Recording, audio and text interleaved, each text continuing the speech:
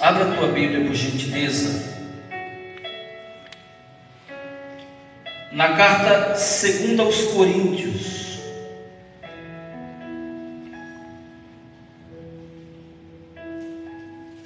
capítulo 2,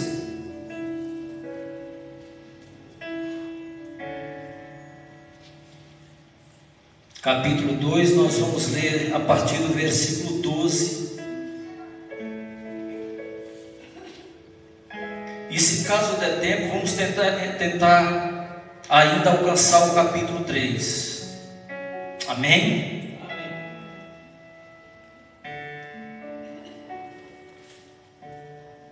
Todos acharam? Amém. Ora, quando cheguei a Troade para pregar o Evangelho de Cristo, e uma porta se me abriu no Senhor. Diz amém. Amém. Não tive, contudo, tranquilidade no meu espírito, porque não encontrei o meu irmão Tito. Por isso, despedindo-me deles, parti para a Macedônia. Amém? Depois nós damos continuidade, fazer uma leitura expositiva desse texto. Quero trazer alguns pontos, o porquê que o apóstolo Paulo tomou essa decisão. Paulo, na primeira carta, ele vem admoestando a igreja. Quando chega no capítulo 6 até o capítulo 10 da primeira carta aos Coríntios, Paulo ele começa a se defender, porque o argumento dos judeus contra ele e os religiosos da época era que ele não era apóstolo, ele usava a palavra de Cristo para benefício próprio. E ele começa defendendo o seu ministério, ele começa falando, ele começa ensinando alguns pontos, como ele tinha tudo para fazer algo para ele, e ele abre mão disso para que os crentes da época fossem beneficiados pelo Evangelho. Ele vai falar, por exemplo, da questão que ele poderia ser assalariado, mas ele não quis. Ele abriu mão, mesmo tendo esse direito. Ele abre mão, por exemplo, de tomar decisões como um líder, para não machucar a igreja, porque também tem isso.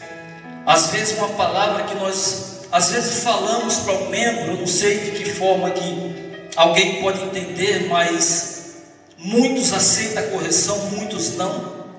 E ele vai com muita cautela formando a igreja, mesmo porque Corinto era um lugar muito complicado, era uma região pertencente à Grécia. Então Paulo ele teria que ter muita habilidade, mesmo cheio do Espírito Santo. Ele teria que ter muita cautela naquilo que ele falava, mesmo sendo poliglota, mesmo sendo uma pessoa que conhecia o que falava, mesmo conhecendo o que era lei e graça. Ele abre mão de várias coisas. Quando chega no capítulo 11 da primeira carta aos Coríntios, ele começa falando a respeito daquilo que o Espírito Santo distribuiu sobre a igreja.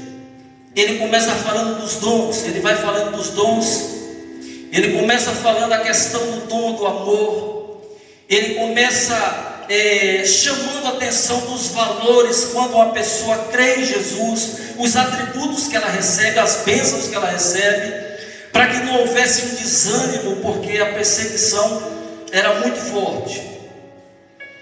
E depois que ele termina de falar dos dons espirituais distribuídos pelo Espírito Santo, inclusive eu e você já somos dotados desses dons. Amém.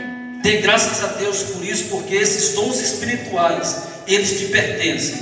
Porque o próprio Espírito Santo, quando selou você, ele deu a você dons que o mundo não pode ter. Glória. E daí ele chega no topo, onde ele fala de alguns dons de profecia, de línguas estranhas, ele fala de vários tipos de dons, mas ele fala para a igreja ter muita cautela e escolheu os melhores dons. E no finalzinho do capítulo 13, ele fala que o maior dom é o dom de amar.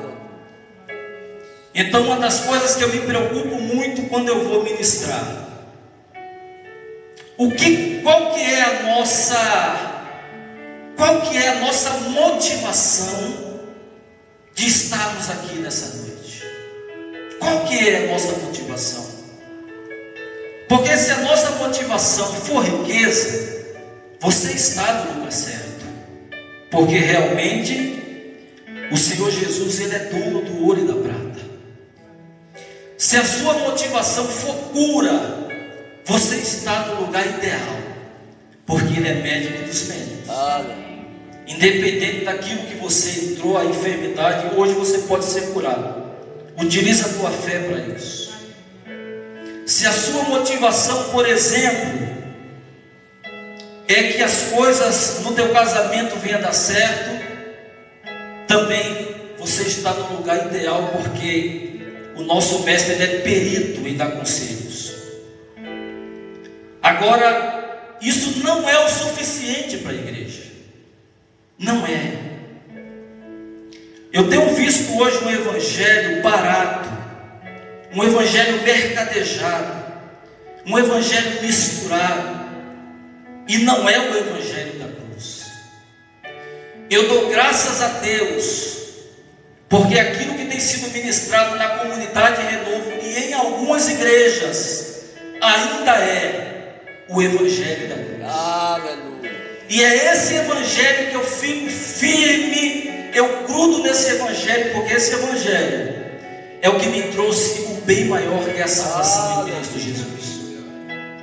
É esse evangelho que demonstra o amor de um pai que, vendo que os seus filhos estavam perdidos, ele escolhe o melhor caminho, ele dá aquilo que é de melhor, e ele pega o seu filho, seu unigênito, faz com que ele desça da glória, e ele vem, vive no corpo humano, mesmo não tendo pecado.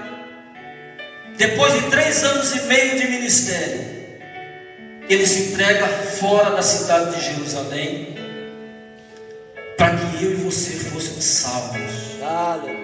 E você é salvo pela graça. Se essa é a tua motivação, você escolheu o melhor ponto. Porque as demais coisas, aqueles que estão ligados com Cristo, as demais coisas, elas vão acontecer na tua vida naturalmente. Glória a Deus. Eu não posso trocar a coroa de glória, a salvação, o selo do Espírito Santo, pelos benefícios que vão passar. Tudo isso vai passar, e tudo isso é bom. Prosperidade, cura, um casamento sadio, uma conta bancária sólida, isso é muito bom. Mas o maior prêmio que você e eu podemos receber é a graça do Senhor Jesus, que vem do alto. Essa nos preenche e nos abastece de tudo o que precisamos. Aleluia. Paulo, nós sabemos que desde a carta aos Romanos, o apóstolo Paulo, ele tem uma intenção no seu coração. Não é só pregar o evangelho na Grécia, não é só pregar o evangelho em Roma. Ele tem algo bem maior, e ele sempre fala que a primeira oportunidade que ele tiver, ele quer ir para Roma, ele quer ir para a Espanha, porque o desejo de Paulo é expandir. Paulo, ele ardia o coração dele de evangelizar, ele queria evangelizar, ele queria tanto que ele era hábil naquilo que fazia. Por exemplo, ele plantava uma igreja hoje. Como que o trabalho de Paulo era executado? Paulo não perdia tempo. Se ele chegasse numa casa em Corinto, tivesse 5 pessoas reunidas, ele passava um mês e formava uma igreja. Ele sabia que a partida dele era, o tempo de ministério dele era muito rápido. Então ele tinha que correr, porque ele almejava ganhar pessoas, ele almejava falar o Evangelho, ele almejava ver pessoas sendo restauradas, pessoas sendo curadas. E esse tem que ser a nossa motivação. Aleluia. Irmão, quando um crente, a motivação dele não é pregar o Evangelho, alguma coisa está errada com ele. Alguma coisa está errada. Porque, irmão, você já é rico em Cristo Jesus. Você é ligado com Cristo. E se você é ligado com Cristo, você é participante das melhores bênçãos deste mundo e do mundo que está por vir. Você já faz parte dele, porque o reino de Deus desceu sobre a tua vida. Glória a Deus.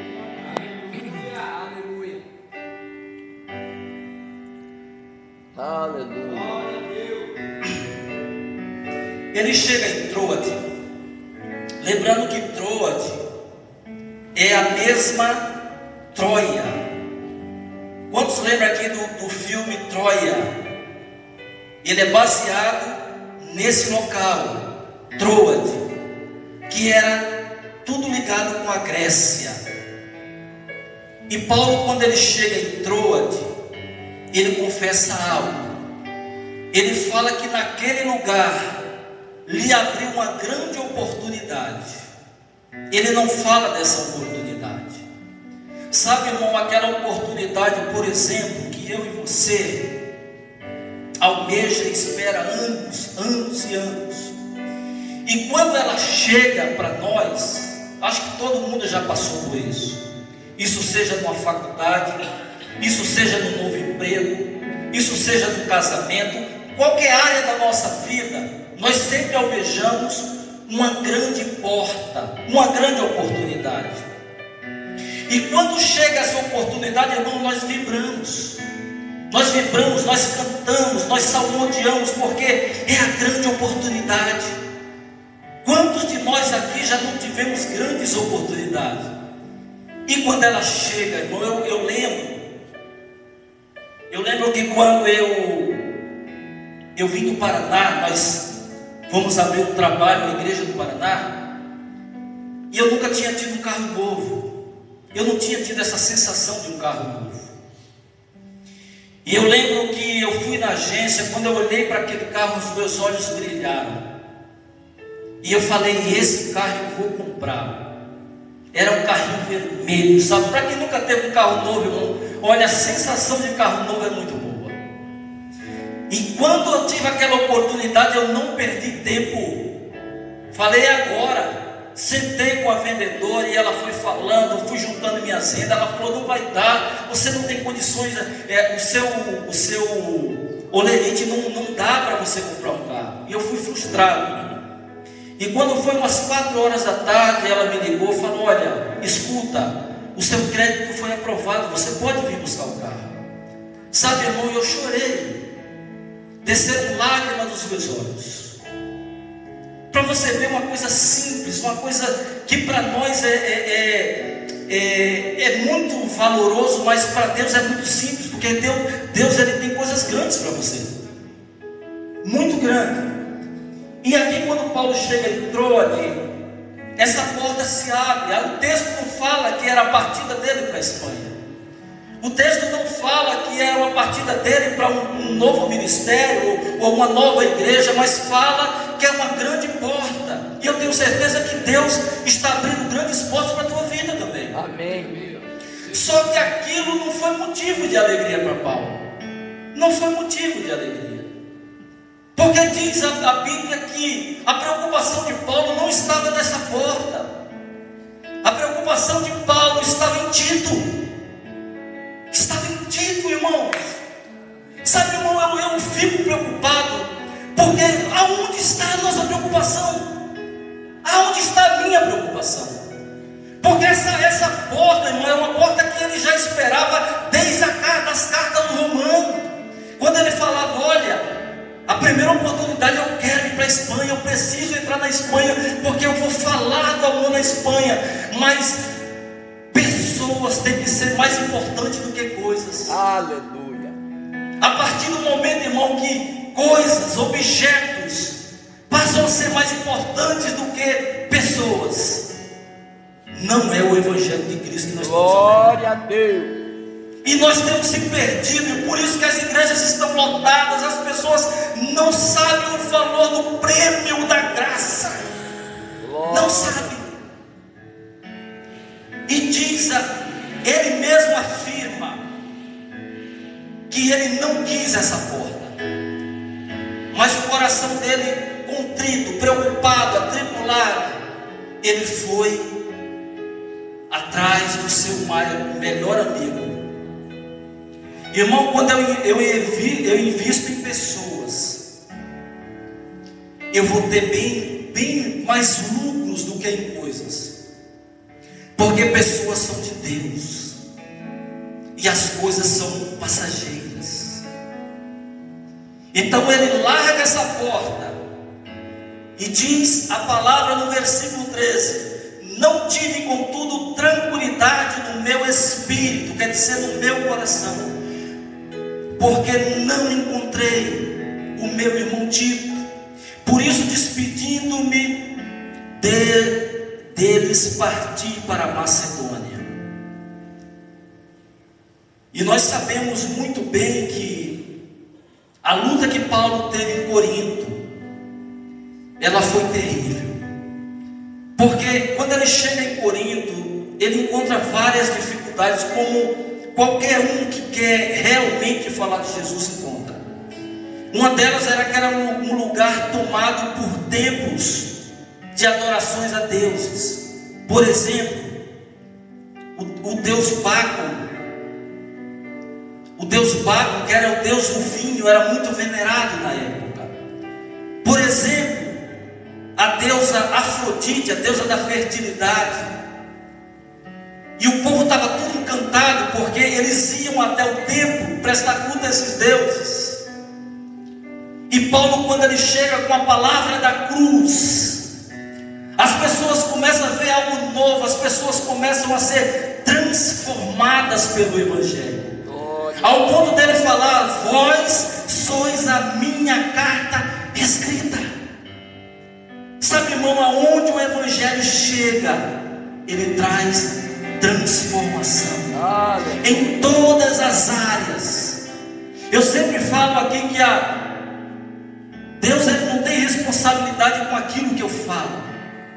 Deus, ele tem responsabilidade com a palavra que sai da boca dele. Aleluia. Essa traz regeneração, essa traz cura e essa traz perfeição do Espírito. Aleluia.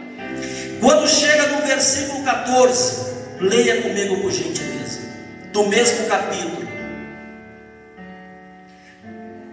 Graças, porém, a Deus, que em Cristo sempre nos conduz em triunfo.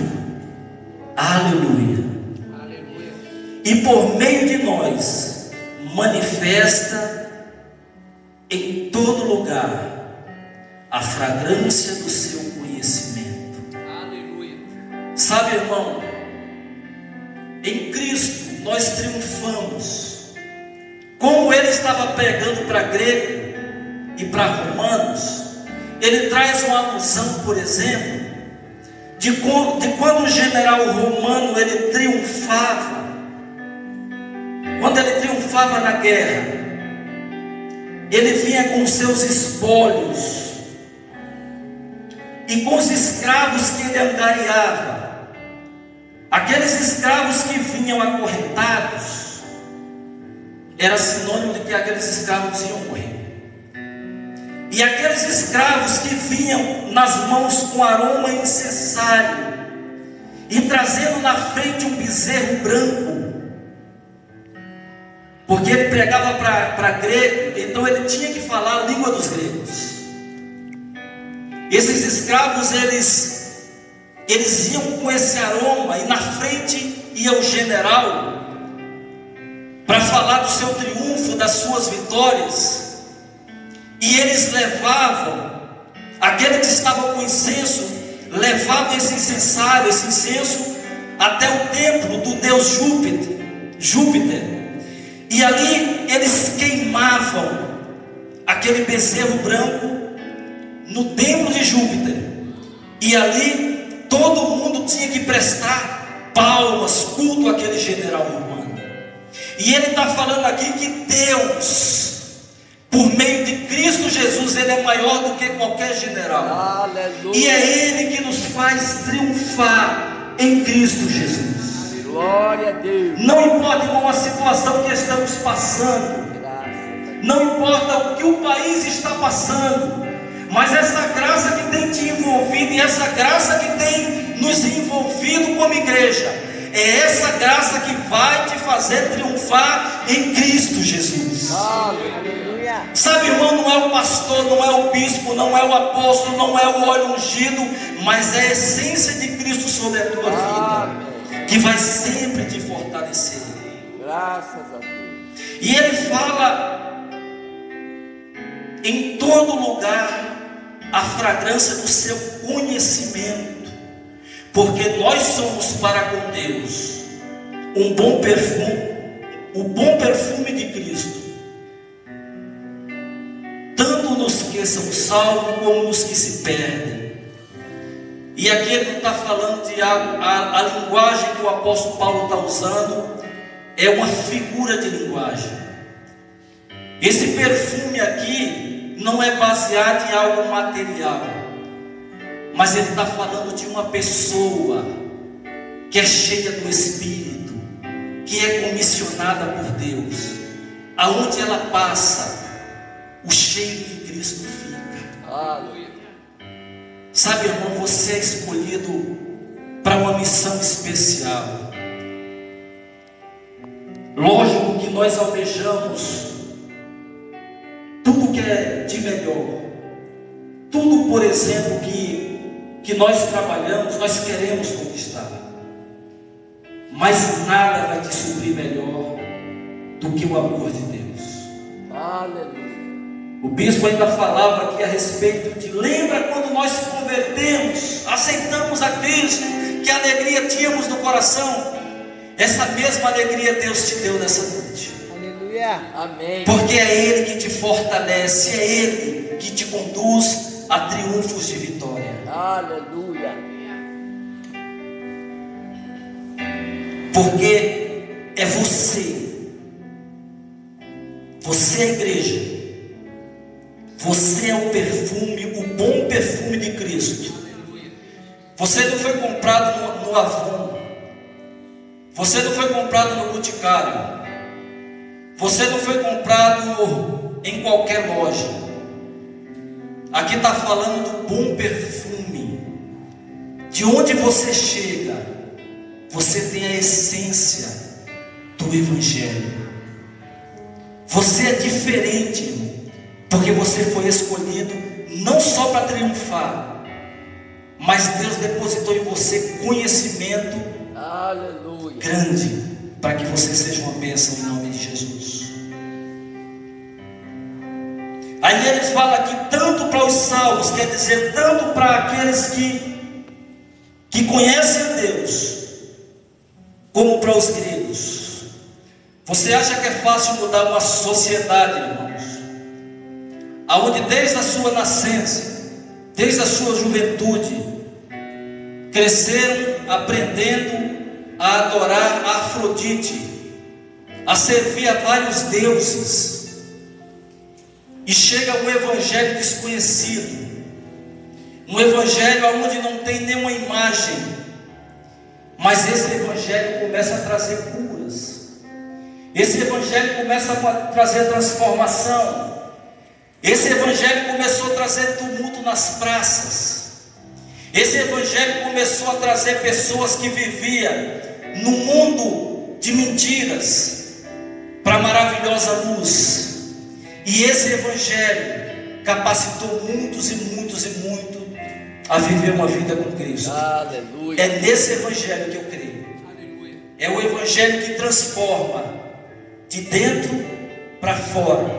Não o evangelho que nos traz uma capa, um véu da religião, um véu do legalismo, um véu da correção, nada disso.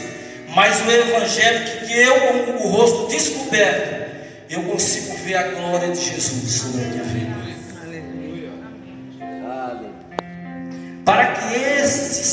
Para que com estes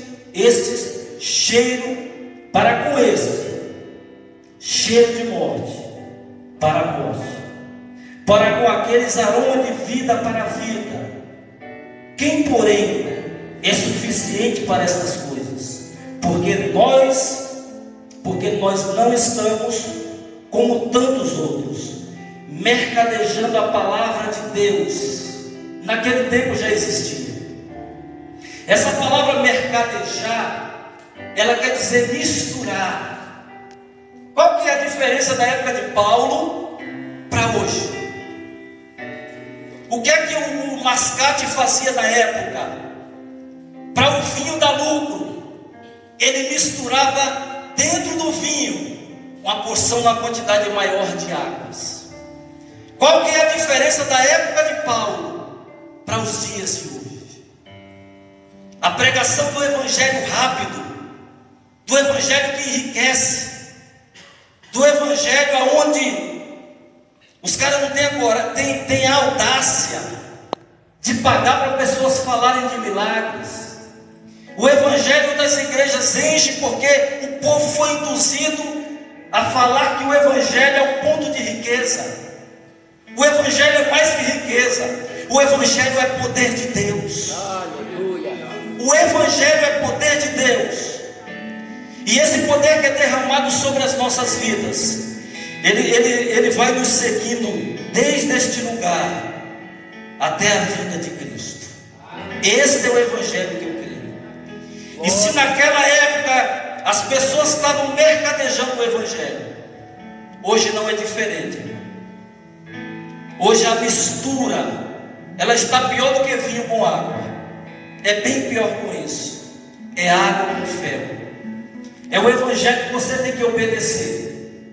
É o evangelho que você tem que levar vários votos para ganhar a bênção de Deus. É o evangelho que, se você não tiver em obediência, Deus não te ajuda, não te abençoa. Mas o evangelho que está sendo pregado nessa noite fala ao contrário. Fala que Deus se fez o bom perfume de Cristo. Aleluia. Aleluia. Você é o bom perfume de Cristo. E nós não precisamos mercadejar a palavra. Inclusive eu me orgulho disso, porque quando eu vou falar da graça, eu não tenho medo nenhum, porque eu não sou pago para pregar. Eu tenho esse privilégio. Eu não preciso, por exemplo, barganhar com alguém. Eu só preciso falar que Jesus salva. Eu só preciso falar que Jesus liberta. E eu só preciso falar que a pessoa precisa desse encontro real e verdadeiro com Cristo. Aleluia. E quando chega no capítulo 3, ele fala: vós sois a nossa carta, escrita em nosso coração, conhecida e lida por todos os homens, estando já manifestos como carta de Cristo, produzida pelo nosso ministério, escrita não com tinta, mas pelo Espírito do Deus vivente, não em tábuas de pedra, mas em tábuas de carne, isto é, nos corações. Aleluia. E é por intermédio de Cristo que temos tal confiança em Deus, não que por nós mesmos sejamos capazes de pensar alguma coisa como se partisse de nós. Pelo contrário, a nossa suficiência vem de Deus. Glória a Deus. Você, irmão, não foi aquela carta feita com canetas no papiro ou no pergaminho. Você não foi aquela carta feita pelos 10 mandamentos na tábua de pedra. Mas você foi feito pelo próprio Espírito Santo de Deus. Sabe, irmão, é por que a lei era boa. Eu costumo comparar a lei como um bom funcionário que cuida do filho de um homem rico. Eu costumo comparar a lei, faço essa comparação, porque a lei serviu de aio, porque Cristo não tinha vindo ainda com a sua graça. Então a lei cuidou daqueles que acreditavam em Deus. Mas chegou um certo ponto que a lei, ela de tanto enfraquecer, ela sumiu e entrou a graça que nos dá vida em Cristo Jesus. Aleluia. A lei, ela era boa, mas ela não era o suficiente. Hoje você pode, com o teu rosto descoberto, contemplar o favor e a glória de Deus. Não porque você e eu temos méritos, mas é porque Ele é bom. Ele é bom. Sabe, irmão, o privilégio de você saber que você é cuidado, que você é capacitado, que você é orientado por Deus, é muito bom. Mas você tem um dom, e esse dom é chamado Jesus Cristo. Ele te ama, Ele te capacita, e Ele já te qualificou para um grande propósito. Fica de pé, queridos. Glória a Deus. Cai por terra aquele provérbio que Deus não escolhe os capacitados. É isso? Mas capacita o quê?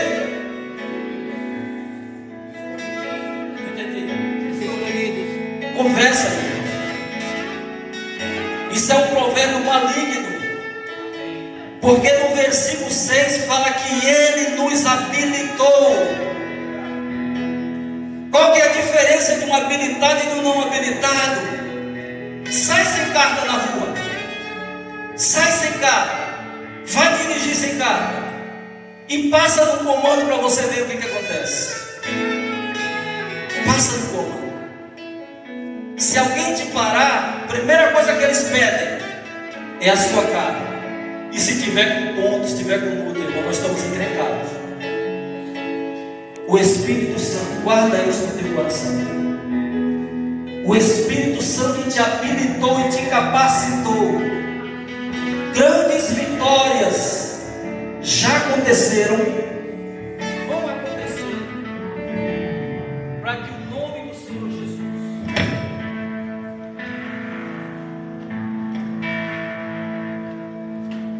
para que no nome de Jesus você receba todas as promessas da parte de Deus. Aleluia.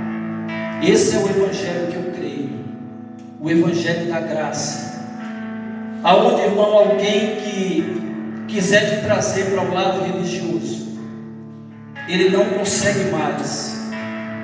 Ainda adiante fala que o qual nos habilitou para sermos ministros de uma nova aliança. A velha não serviu, a nova é de sangue. A nova é de sangue, não da letra, mas do Espírito. Porque a letra mata, mas o Espírito vivifica. Aquilo que causava morte, aquilo que servia de condenação, aquilo que servia de acusação, não tem mais autoridade, porque o Espírito que dá vida é o qual nós vivemos por intermédio dele. Aleluia. Aleluia. Então você vai sair daqui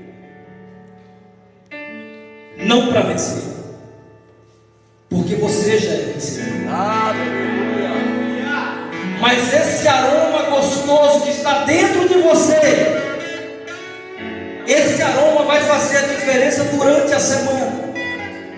Porque esse aroma, esse cheiro, esse perfume de Cristo que está em você, ele vai conduzir muitos para conhecer a Cristo.